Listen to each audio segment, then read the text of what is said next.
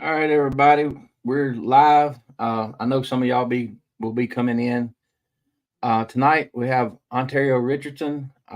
This show, whether we're talking about paranormal, Bigfoot, whatever, I like to have people. I want to have people on that can share their experiences, that actually get out and uh, do a little research, boots on the ground. And I ran across Miss Richardson on Twitter when I started trying to learn everything I could. And she had made a couple comments, like our friend Spencer says, that kind of catches your attention.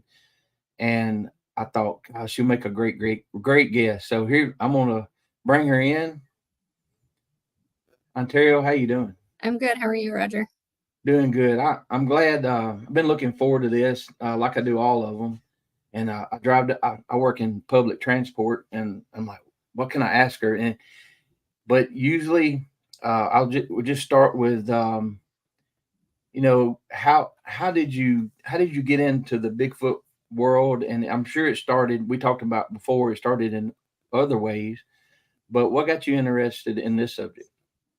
Yeah, so I've always had kind of a proclivity towards the kind of weird and unusual things most of my life.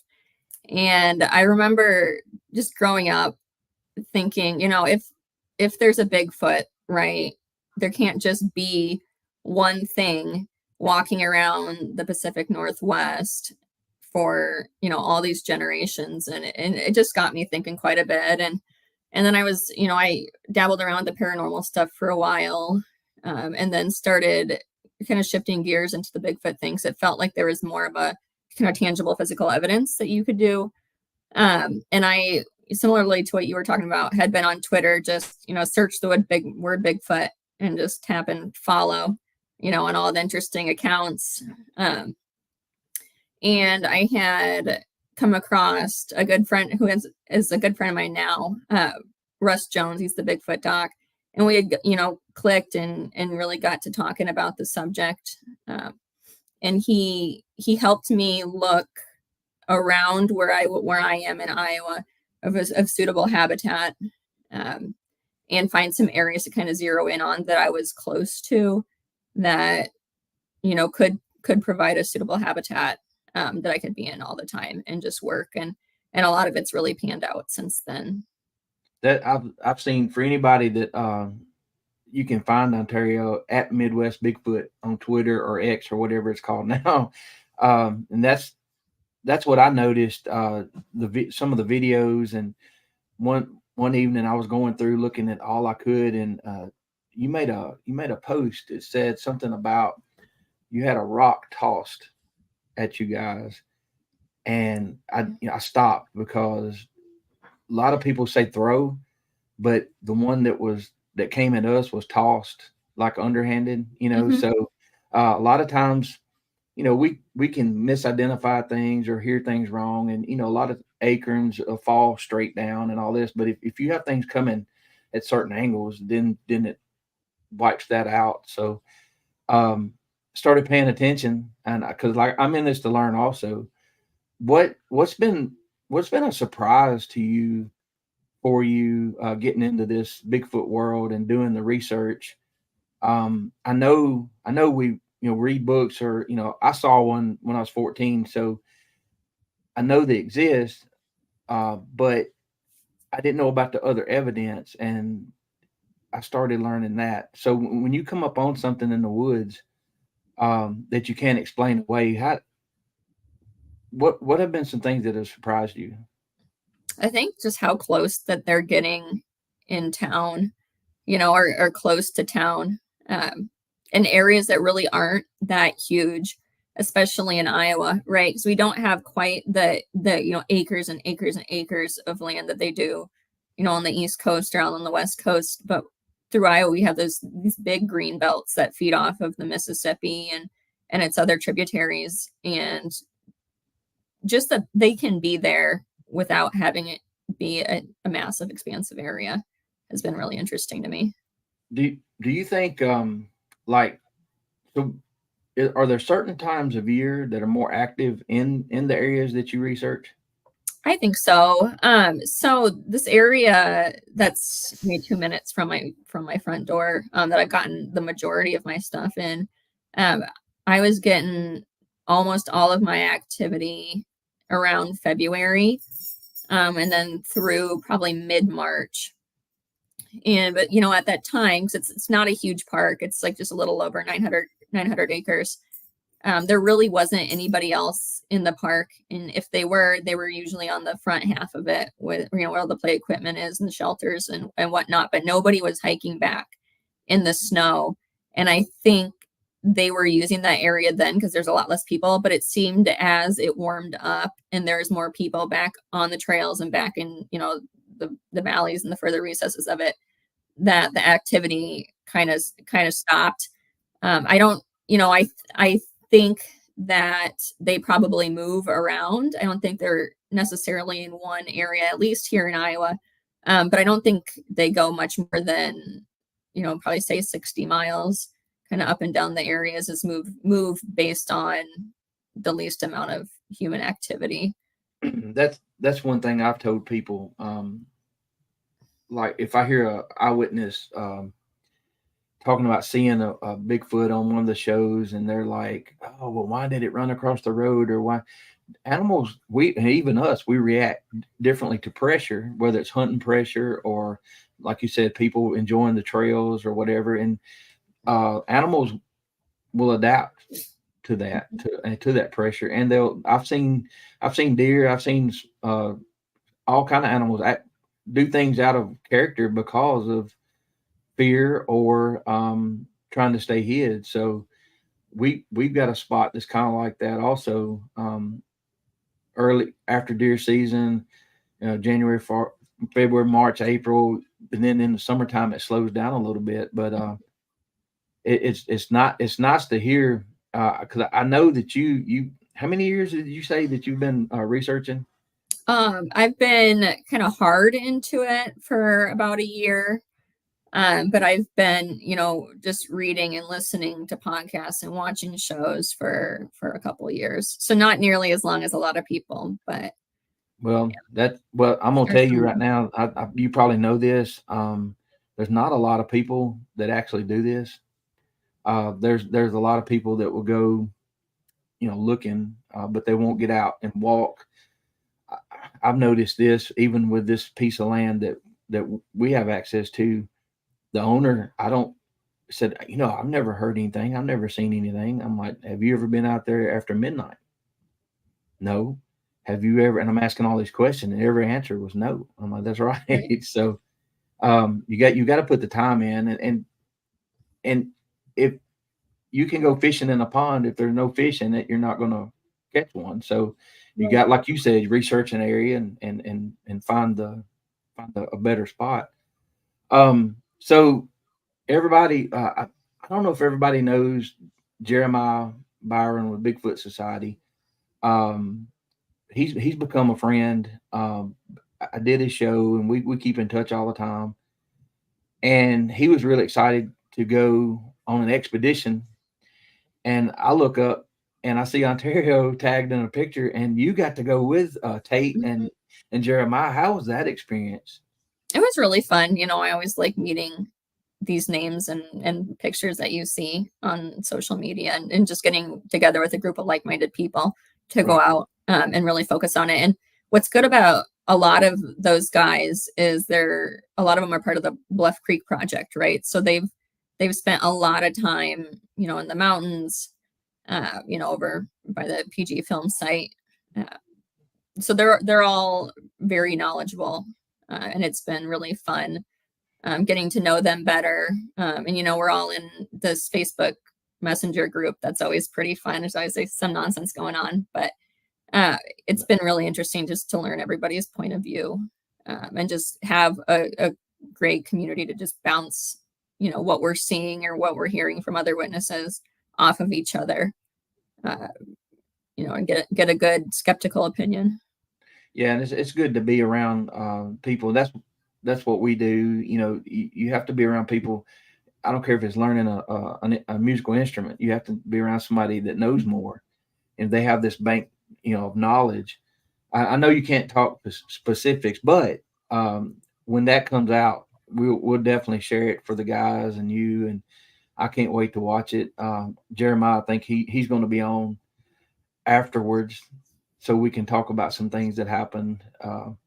But and I know you sent some pictures, and this is Yes. actually the first time I've attempted this. I did a video, but where did these are these pictures from the same area? They're from a couple different ones. So two of them, the small one and the one with the really obvious toes, those are both from that small park, just, a couple minutes from my door. And then the other footprint with I think it's like a purple background, and then the handprint pictures are all from Oh, a okay. state park up in Minnesota that I was on a BFRO investigation for, and I found some really interesting things up there. So let me show one here, and then we'll just go through them and let you explain. That may be not in order, so That's okay. and I'll get to. There's some questions here, and I think I might know the answer. Let's see how. All right, so this Yeah. one here. What are we looking at? Okay, so this one was I had found it on one of my first times out, just really, it's solely for the reason of Bigfoot, and that was also found in that area that I had talked about with Russ Jones and I had looked at, and he had pinpointed this little valley in this park, and it was one of three different spots, and I had picked this one first. I don't know why, just randomly. And it was, I believe February 2nd of this year, and there's still snow on the ground, but it had warmed up just enough to melt to where the ground was getting pretty muddy under the snow. So I pushed back kind of up a trail, and I don't know, 100, 150 yards into it, I had just stopped and I just wanted to listen to what was happening around me, what birds were there, get a feel for the area. And I had heard like a power knock to my right. And then a couple seconds later, something answered to my left on the other side of the trail. And I was like, oh, okay. It's like, man, you don't think you're going to actually get something when you got there. But Right. yeah, so I got that. And then I had worked my way up the trail, kind of crossed over a service road and went down in a valley and was working up the opposite side, just walking the banks where the snow had been pushed around, where there's mud kind of disheveled.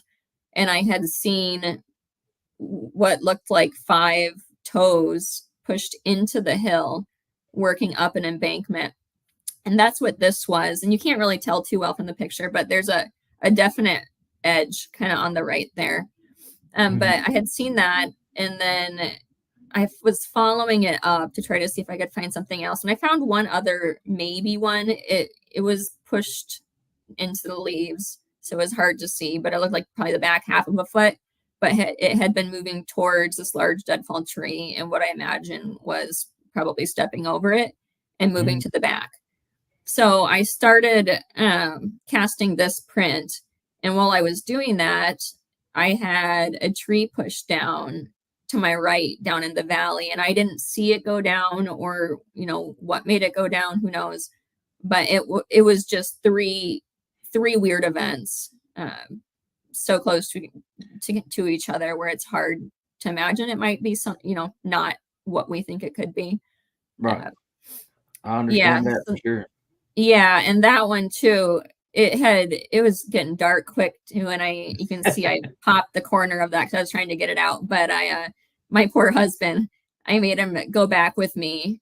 It was probably 9 o'clock at night by the time we got there, and go back with me to kind of dig this out of the ground um, that night. But it was a little spookier after dark, after hearing the knocks and the Oh, tree and yeah. everything. But we didn't have anything happen after that. But It's funny when people always watch the ghost shows and everything. They're looking for this stuff, and when they get something happen, they freak out. When you're standing out in the woods, and I, it doesn't happen all the time, but if you do make a noise or something trying to get a response, and it happens, it's like, wait, what? Because yeah. it's rare, that. But when it does happen, it kind of freaks you out a little bit, and especially when it's dark. Yeah, well, it's a good reminder of how small and vulnerable we are as people when we're out there and, in an environment that we're not nearly as used to being in as, our ancestors were. Because the animals, especially after dark, they have the advantage no Yeah. matter what they are. Let's go to the next one here. Is this the thickness? Okay, how long was that last one? Was it like That last one, if I remember right, I'd have to look back at my notes. I think it was maybe 14 and let's see, 15 or 16. So I think that, yeah, yeah, that's long. probably 16. So it's kind of cut off there at the bottom, but somewhere around there. I probably So did that. Sorry. no, that's totally okay. So that is a side profile of the print that we found in Minnesota on a BFRO trip. So we had gone up there north of the Twin Cities, and I was helping the guy who was leading it, guiding groups and whatnot. But we just had bad weather that weekend. It was just severe storms most nights. And the night before we found this, it had rained so hard, and we were thinking that morning this might be a good time with how saturated the ground's going to be to see if we can find any prints. So we're in a pretty far corner of the park along a riverbank, just kind of poking around, and everybody was kind of looking in this one area, and I was like, well, I don't know about this. So I walked further down the road and found a little game trail that led into a pretty steep, muddy bank, and saw this. What ended up being this. It looked so much bigger in the ground too, which is interesting because it ended up being a slide, which you'll be able to see in some of the other pictures, to where it probably put its foot down and slipped, and then made this final impression that we ended up casting. Once it came to a stop. All right. But yeah, so there you can definitely see the heel kind of to the left, and then that mid-tarsal pressure ridge just behind where the toes would be. And that Is what that right. specific angle was supposed to capture. That have on your tracks? You've had people like go over them with you. I would like to get into the casting. I've never found a track. We look for them, but I've never been lucky enough. But it's I don't know if I could. I need to practice that actually. Yeah, practice it for sure. That's that same one, so you can see better where where exactly the heel is, and then that part under it is where the slide was. Okay. So I had no idea it looked like this when I casted it. It was just kind of a shot in the dark because it was a big unusual mark, and I usually will cast anything that looks like it might be something. And a lot of the times it isn't, but sometimes it is. And this is what I think to be my best cast, if that's what it is. You can't see the toes, but you got a great pressure ridge, a really defined heel. And we also, in that area, because when the rest of the group had come over and they're kind of watching me cast it as a demonstration, one of the other guys had pushed through the weeds where this is kind of going. It's right down at the bank of a river, and he pushed through some tall weeds, and we found what we think could be a bed site. I don't know if that's what it was. I wish this wasn't like 6 hours away from me, because I'd probably spend a lot more time there trying to figure this thing out. But like Shane Corson has been looking at it with me, and I think without a lot of the supporting evidence for the area, it would have not looked like anything. But it was unusual that this print was pointing in the direction of that. Right. And it was just a bunch of broken off trees, kind of hidden by tall grass and bushes, with almost different pods, looking cutouts. And then we had also noticed, because there's a game trail coming down from that also, that there was some like freshwater clam shells or mussels or whatever you want to call them, right in the in the shallow water.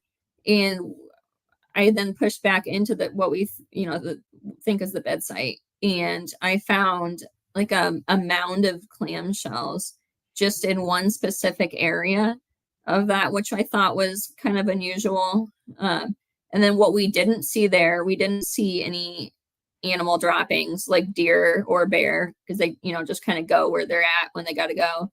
Right. And we saw nothing of that. No, no like ungulate hoof prints or anything. And we didn't see any hair. Again, I wish we would have had more time to go through that, but it was an interesting spot. And in that park too, not 6-7 miles from it, we were out one night leading a small group, and I had a group of 4, including myself, and we split in twos. One went down a gravel road, and me and one other guy took a grass path, kind of along like a swampy area. And we'd just been walking, kind of chatting.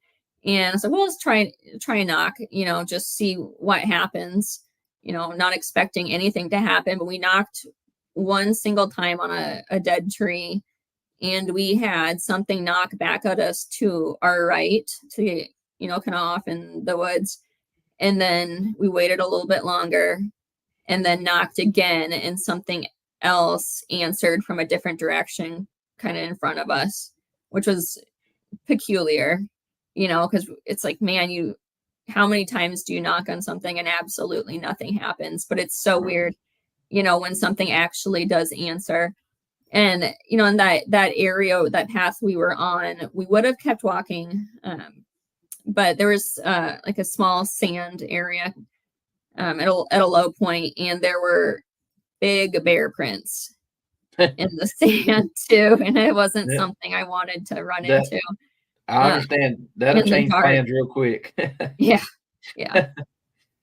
Wow. But I see a lot of people. I'm not experienced at looking at these, but I do know that to find the perfect track is like winning the lottery. Extremely rare. But if you look at this right here, you're talking about the slide mark where where it's set down and the heel slid, and then the shape is to me it looks really good with the width up here on the ball of the foot, and like the toes scrunched together like it would be if you slip, you try to grip. We have shoes on, but I think we probably do that by just a reaction. Oh, I think so. That's a big one also. Yeah, it was thick, or wide rather, but that was exciting when I rinsed it off. To see what it is. And like obviously you don't know exactly, we think we know what it is. But I do usually have people look at these. A bunch of people have looked at this one. Russ always looks at my stuff, looks at my footprints. He's sent a couple of them to Cliff. I think that first footprint we looked at, got a solid maybe from Cliff, which I was happy about. But, right, and that a solid maybe from Cliff is really good. Yeah, because he will tell you the truth. That's for whether you want to hear it or not. Yeah, and not a lot of people I think like that, but I'll send evidence to a couple of my friends and just say, tear it apart. What's wrong with it? Well, if you really want to learn, you can't lie to people and them learn. You have to share the knowledge if they're serious. Yeah. So I'm like you. I try to figure out what it could be first, and then when you rule out everything else and it starts narrowing down to possibilities, you keep trying to shed the. It's like me. I'm a skeptic. It's hard to say that because I've seen one and we've had stuff happen, but I get people sending me evidence because I'll say, look, I may be wrong, but this is what I hear, this is what I see. And I've got a couple people that do that, and I appreciate them doing it. And it's you have to be honest, because if I find something, I might like say, hey, Ontario, check this out. Tell me what I'm looking at, or am I wanting to see something? So I totally understand that for sure. So, all right. Now, this here, I've looked at this. Is this, there's, I think there's two. I don't know how many you sent, but my sixth slide is empty. So I probably left something out. But is this hair, fur? Yeah. So what you can't see in this specific one is it's up higher is a very large handprint. Okay. With what to me and a couple other people looks to be hair running down the arm. Right. Which was strange. So this was also in that same Minnesota area, the same BFRO trip that the other stuff happened. And this was on one of the other attendees' vehicles. So the trips are typically Thursdays through Sundays, right? But some of us will get there early. It's just kind of nice to be there before everybody else gets there and scope out the areas. And she had actually gotten there on Tuesday. I got there on Wednesday, and not a lot. She didn't do a whole lot because I went through with her what she did every single day, where she drove, who had access to her car, what was in her car, all of this stuff. And so I think my opinion is this happened Tuesday. So behind that door and in the window, she was keeping all of her food and beverages, which is, an interesting point of that. But she didn't hear a lot. We have some interesting audio from that night because she had a dash cam going, but the dash cam unfortunately fell off of her window and ended up in her driver's side floorboard. So you think But something may have bumped the car?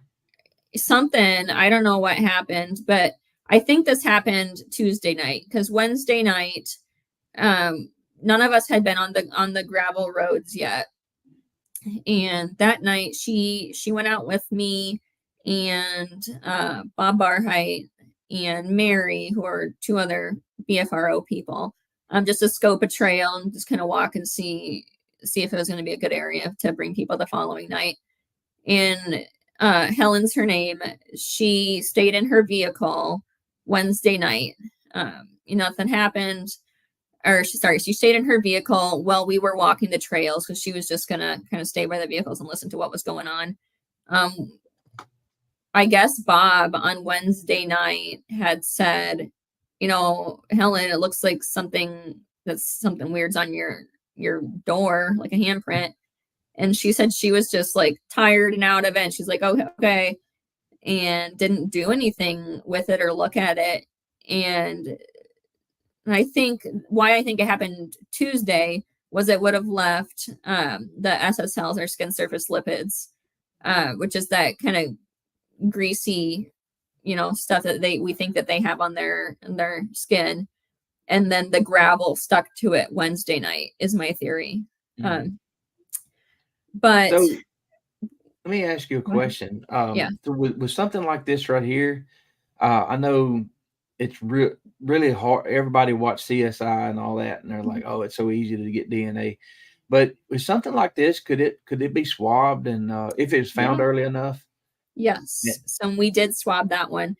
Okay. So when we had found this, or when this was brought to my attention, it was probably Saturday, which is just like, man, we were on borrowed time with that. But Bob had came over to her and was like, Mary, you need to look at this. And she saw, and she's like, holy crap, what is this? And you could see the thumb and the fingers, and it was just a really, really wide hand. And so they came and got me, and I had been thinking for a long while that I needed to put together some sort of a DNA collection kit so I wouldn't be caught unprepared. And I had not done that yet. So all I had in my bag was some sterile gloves just for first aid stuff. So I had those. So I used those when I was swabbing it. And we had gotten some clean Q-tips from another BFRO person. And another thing is, when you have the DNA, you're not really supposed to put it in a plastic bag because of the moisture issues. You're supposed to put it in a paper bag. So I grabbed some notebook paper and just, carefully made an envelope, being careful not to touch the inside of it. But we swabbed it with 3 different Q-tips. 2 of those got mailed off to Doug Highcheck by his request to be looked at for the the show that he's been working on. So that was exciting to have those off, and I'm saving the other one. It's in my freezer. That's cool. I submitted it to the North Carolina State study. I don't know if it'll be included or not yet. I haven't heard back from them, but I'm holding on to that 3rd Q-tip for that specific what is reason. that guy's name that's heading that up? We saw him Darby speak in Orcutt. Gatlinburg. What is it? I'm sorry. Darby Orcutt. Yes. We Matt brought him out on stage, and that was Matt's presentation. And that's good information. Because I had no idea about. I'm just getting started. So, what would be? You said a paper bag, a sealable brown paper bag. bags. Could you put the evidence in a paper bag, seal it up, and then in plastic, or just keep it in? So yeah, I think you could probably put it in plastic after that. I put them in, and I could be wrong. So somebody yell at me wrong, but heckle me in the comments. So what I do is I would put it in a paper bag probably and then wrap it up. And what I did with this is when I had put it in that envelope, I put it inside 2 Ziploc bags after that and just tucked it into my glove box to protect it. Okay. Well, I hope you hear something back. I think Yeah, me too. From what we heard, it's going to be it's legit. They stated it in a way where they could get it done, the wording of it, but they're looking for a lot of different things, and that's what it's going to take. Yeah, I think so too. It's a really exciting study. Let's see here. All right. So same thing, but it shows evidence of it being a lot larger of an animal than just a handprint with, some arm hair running down the side of it. But this would have been kind of around the abdomen of whatever it was. So it was in pretty close proximity to where that arm was, but it just shows more of the hair of whatever that was. Okay. I couldn't tell. I could see the pattern. So something definitely was messing around. Something pressed up against your vehicle. Yeah. 100%. Yeah. Man, did she learn a lesson? Like if somebody says something strange on your vehicle or whatever, you need to look immediately. Yeah. Right? And with the weather and how long it took for us to get to that from when it initially happened, I'm shocked that we actually got it before it got ruined. Because I've often thought, what if I do find a print or something? I do have a friend, he's a former game warden, that he could tell me how to cast the print, but you have to also protect it too. So, a bucket or something to cover it up, and that's something to think about. Yeah, it is. And unfortunately, I'm sorry. No, you go ahead. Well, unfortunately, we think about these things sometimes after something happens, and it may not ever happen again. Yeah. We had something walked out into the field and screamed at us a month ago or so, and it sounded like a male something, and and from all the people that I've talked to, we've settled on it may have been a juvenile male, and I know that's without telling you the story, we've had other things happen. But I talked to a guy that's been doing this for 50 years, and he said, "Did it sound like this?" He made a scream, and I'm like, "Oh my God, it sounded just like that." He said, "Yeah, so that's probably what that is." But like I said, this is good information because a lot of us are trying to understand, and I know I see some people that have seen tracks on their property. There's Prospect in USA. He had a picture of some that I saw. Miss Cena Lanier. It's funny how the Bigfoot world works. we found out we only live like maybe 12 miles from each other. And she's a serious researcher also. So she said, greetings, great guest. So I'm sure she's having fun No, listening thank to you. you. Yeah. But what have you ever been? I know you get the creepy feels, as we have one of our friends say. Have you ever been scared, just scared, terrified from looking for Bigfoot? Yeah, one time, and that was on that trip with Ron, Jeremiah, and Tate. Um, Recently? yeah, last Wow. August, end of August, I think, is when we were over there. And I've haven't done a lot of night investigations, but I've done a good handful. And I haven't yet gotten gotten freaked out. I usually car camp. I just have an air mattress in the back of my car, and I roll the windows down, and I have these things that go over the windows to so you don't get the bugs in, but you can Right. hear everything around you. Um, and I don't think anybody likes that last walk to the bathroom after you putting, before you go to bed. I think everybody gets kind of freaked out. But that night, yeah, I mean, we didn't have anything happen on the walk. But when we got back, it was, and I don't want to say a whole lot because Tate's Right. documentary isn't out yet. Right. So that series is The Search for Sabe on YouTube. It's under Tate Hieronymus. And we go over it a lot there. So I'm trying to not to say a whole lot of the details. But it was just weird, shit, all night.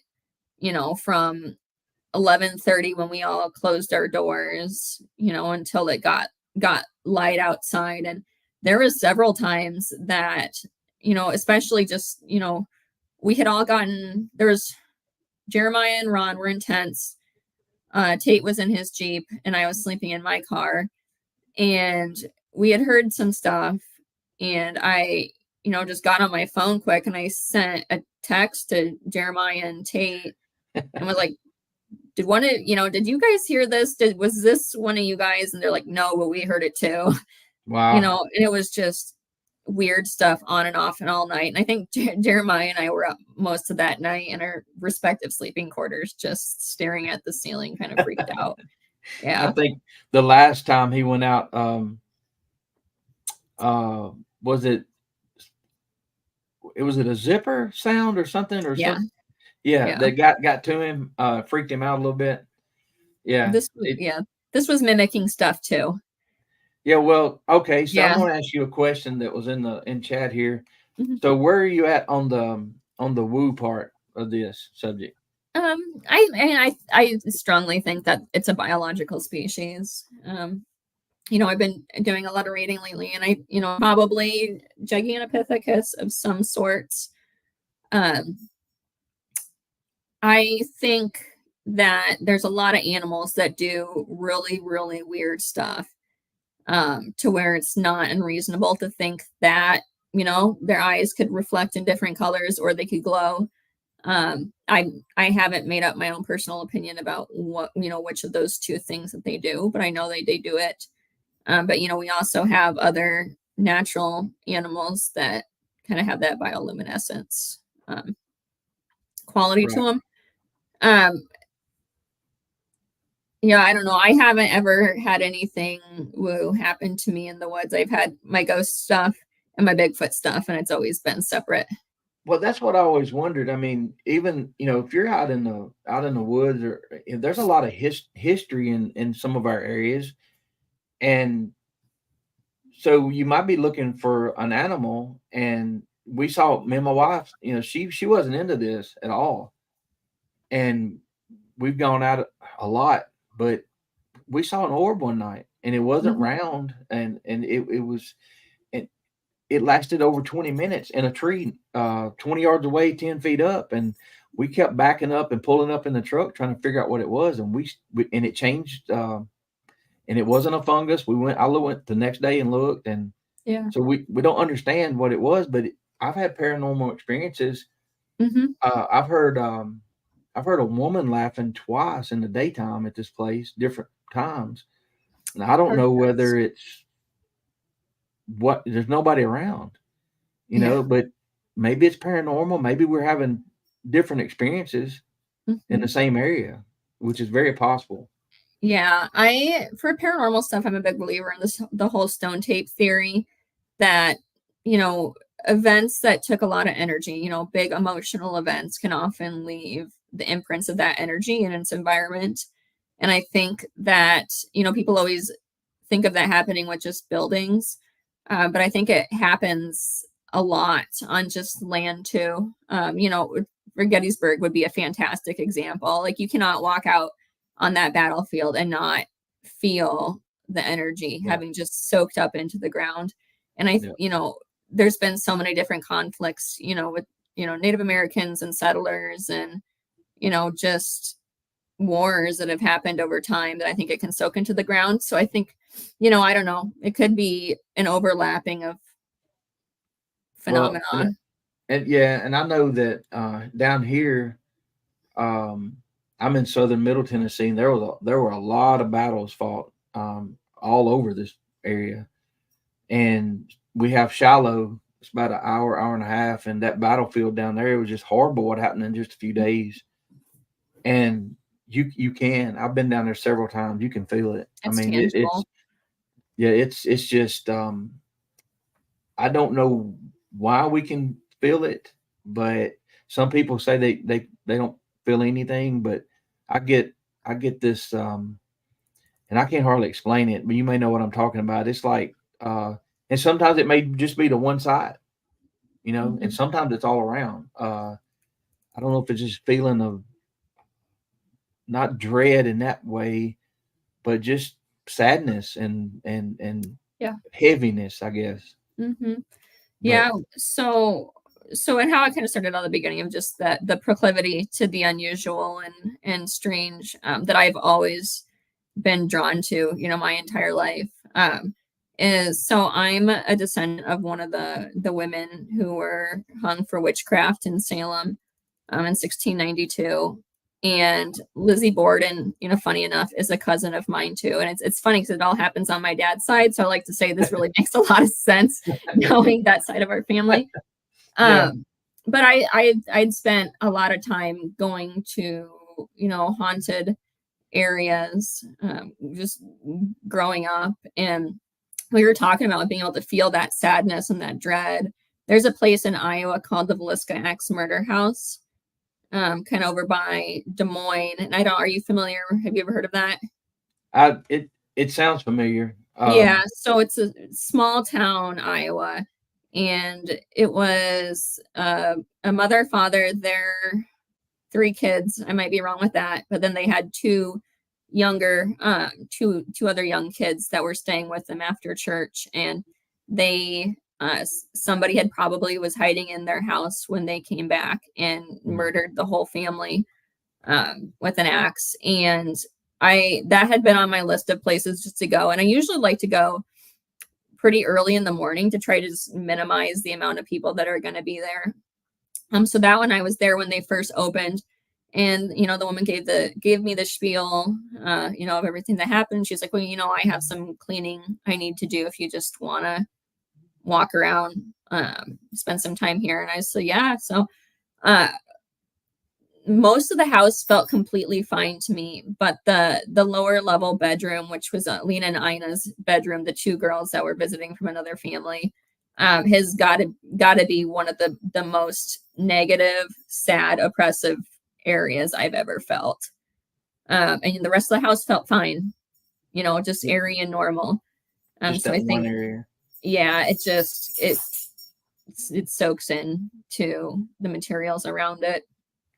I had a I had an experience. I was tried to sell real estate there for a little while, and I was showing this lady a house, and she couldn't hear or speak. We texted a lot, even when we were that close together. It made it easier. She wanted to look at this house in another county.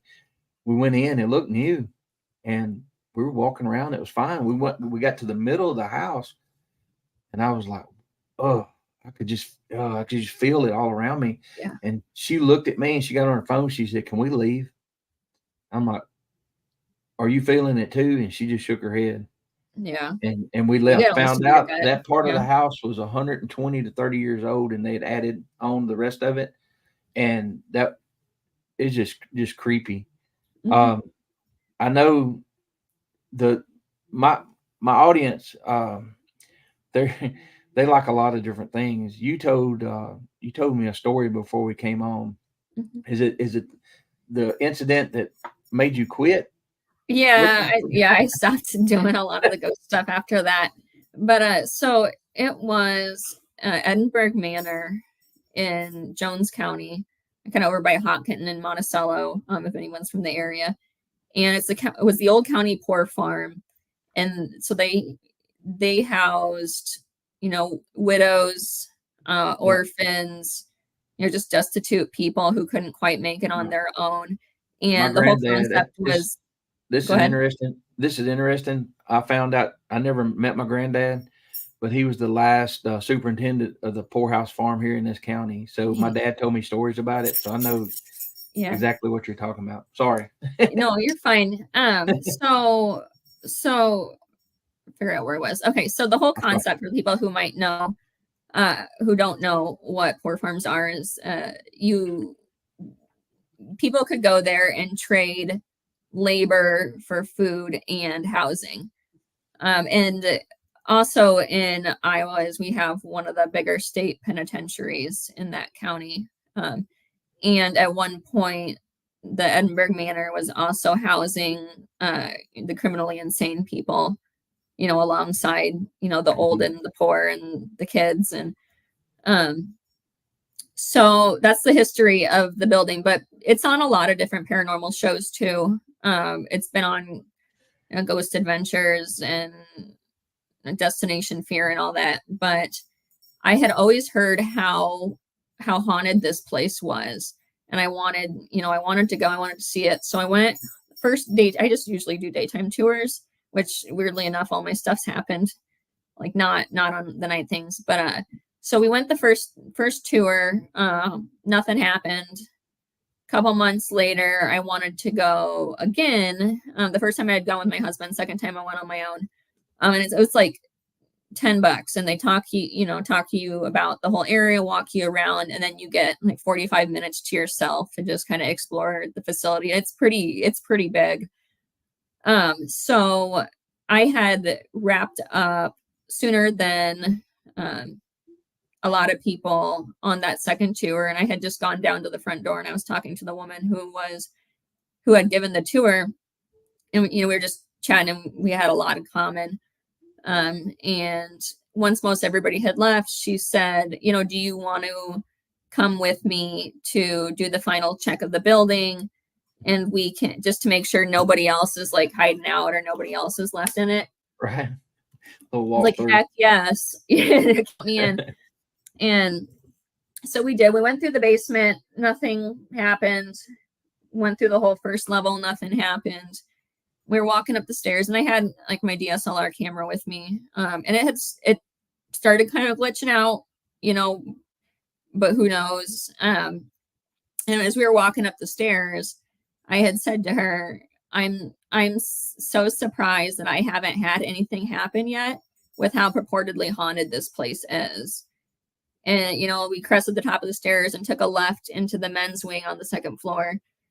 And there was a service panel door that was hiding like the plumbing, and it was 3-inch thick solid wood, and it was hinged on two different places on one side and then latched on the other.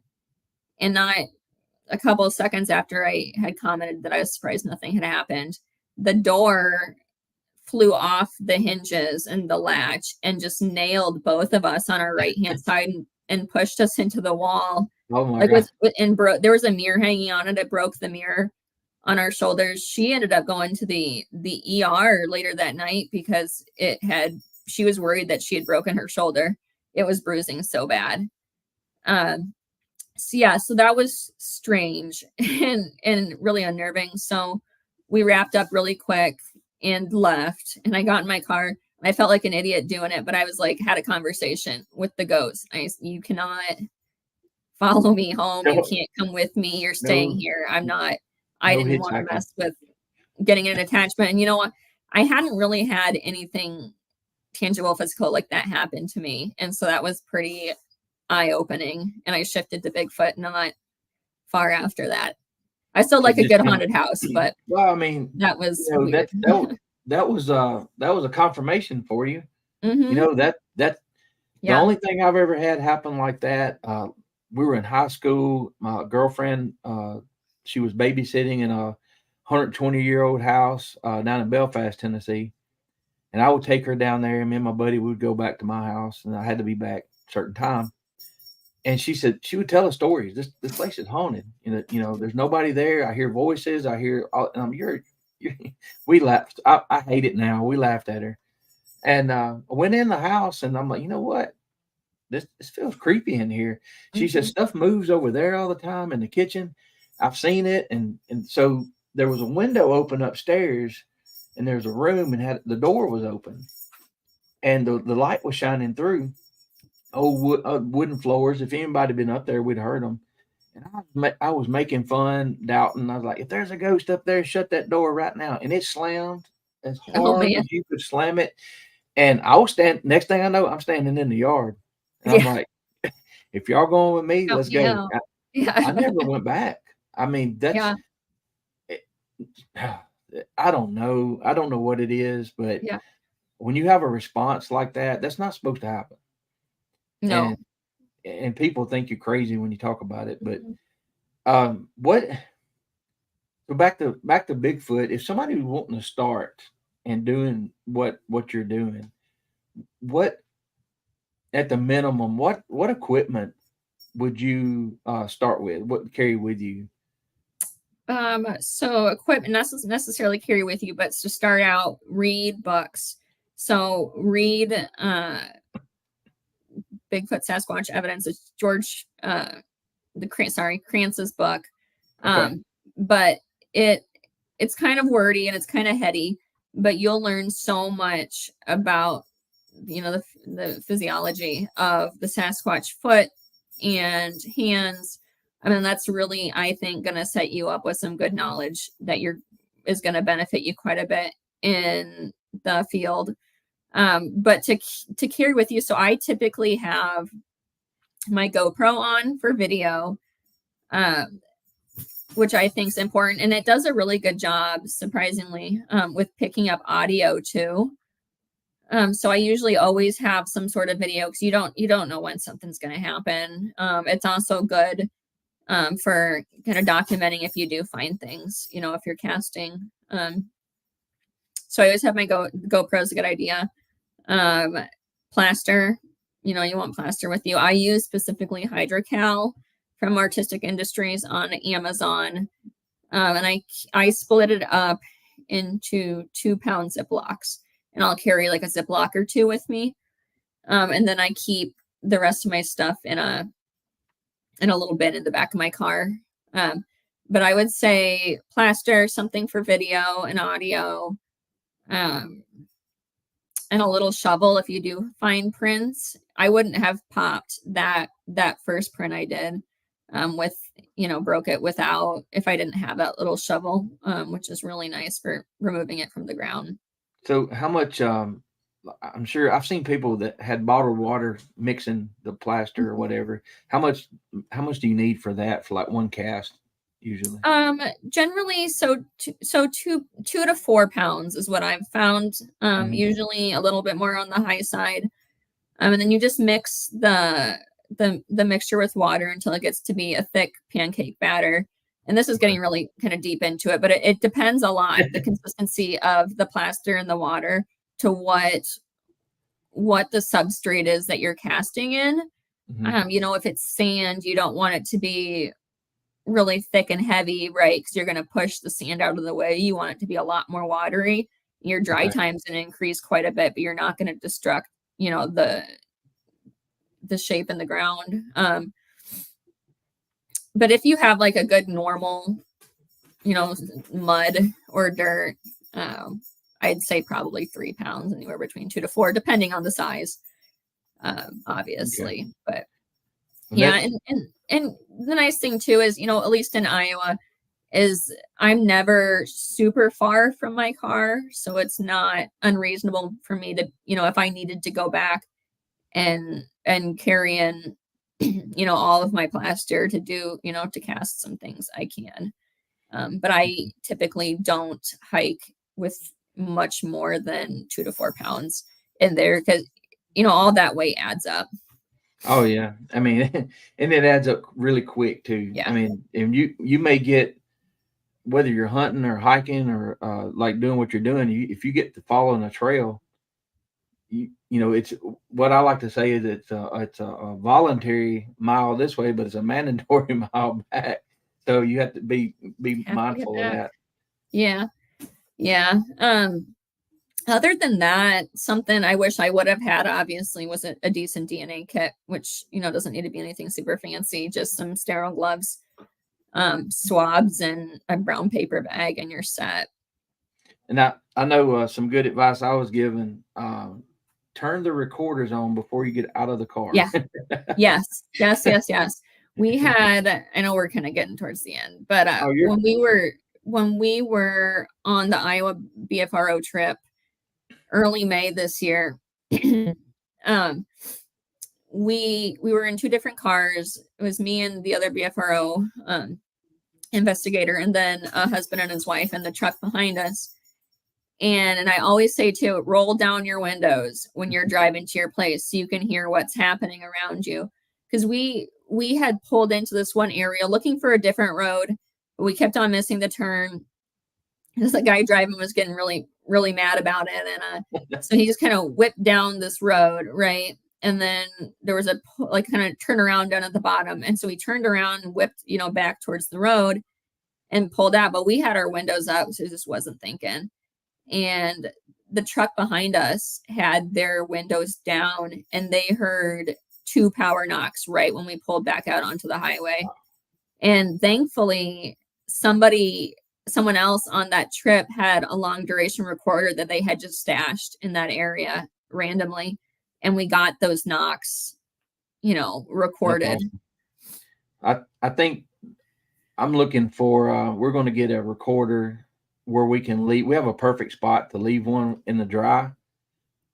And with the things, it's always like when you turn it off, and we have these phones that people record on. I've heard people say that maybe they can see infrared, and that's why you don't have any trail cam photos. And I saw a thing on online here a while back that these cameras take a picture, an infrared picture, every like 5 to 10 seconds. Huh. And I'm wondering if we're not. Now you have to confirm that, guys. I'm gonna look that up. If that's the case, and we set this thing on top of the truck or on top of it's like a beacon Right. flashing, So I'm thinking about turning the phone, either turning it off. I'll probably turn it off and just go with the audio recorders from now on to see if we get better. Because it's real odd that when we would turn these off and leave them in the truck or whatever, then we would hear things. That's Yeah. just there may be nothing to it. Yeah. Yeah. And this gets a little bit more into if you want to start putting more money into it. So I typically have my GoPro going, and then I typically have a secondary recorder on me also, just in case something glitches out. And that one has external microphones on it, whereas obviously the GoPro doesn't. And then I typically also leave a recorder on the vehicles, once we leave, because stuff comes up to the vehicles totally. That's a good idea. Yeah, so I just do that, or at night too when I'm sleeping, like I'll put it, if it's raining, I'll put it on my tire. That's a nice way to keep it out of the rain. Or you can leave it on your like a picnic table. And I generally leave like a couple different things around it too, so it doesn't just look like an unusual, out of the ordinary thing. It just kind of looks like another object that we just left on the table. And you get weird stuff. Well, we're 59:45. Thank you so much putting up with me. I love talking to people because there are people in the audience and people that'll watch this later that want to do this. Some of them are doing this, and you can't hear good advice enough. Even people that are seasoned, you'll forget things sometimes. Yeah. So I'm going to keep up with Jeremiah, and I'm looking forward to the documentary that's coming out, and we'll have him on, and I'll keep everybody. I'll share it to you on all of our social media, and we just appreciate you being here, and nice to meet you. Yeah, And it's nice to meet you too. I I'll appreciate keep you up. having me on. I Oh love yeah, talking you're about Bigfoot with like-minded people. Yeah, yeah. it's always a Well, good time. that's the way we are. We're all over the place, and there's so many subjects that we can talk about. It's just fun. But Yeah. I appreciate you. Yeah, absolutely. Thank you. And good luck next few days with all the hard work. Thank you. Thank you. Yes, ma'am. Have a good All night. right. Yep, you too. Bye. Bye bye. All right, y'all. You still? How many of y'all still here? I appreciate y'all coming in. I don't know. I've seen the chat. Thank y'all for being in here. Forest Friend, Randy Seal, Bigfoot, Littlefoot, Wendell. I think. Hold on a second. Bobby D. Richard was here. Y'all, I get so caught up in. I get so caught up in the stories and trying to listen and come up with questions and stuff. I don't forget about y'all. I'm watching, so I appreciate y'all being here. Tomorrow night we're gonna have Mark Green from Alabama on and talk about the Alabama boogers down there. Some of y'all are familiar with him, and it should be a good one. He's going to be with us about an hour. He works nights, so he's going to do an hour before he goes to work, and we appreciate that. Y'all have a great night. The people that end up watching this later, I appreciate you coming by. Please subscribe. I know a lot of y'all already have, and I appreciate it. Y'all stay safe. Thank you.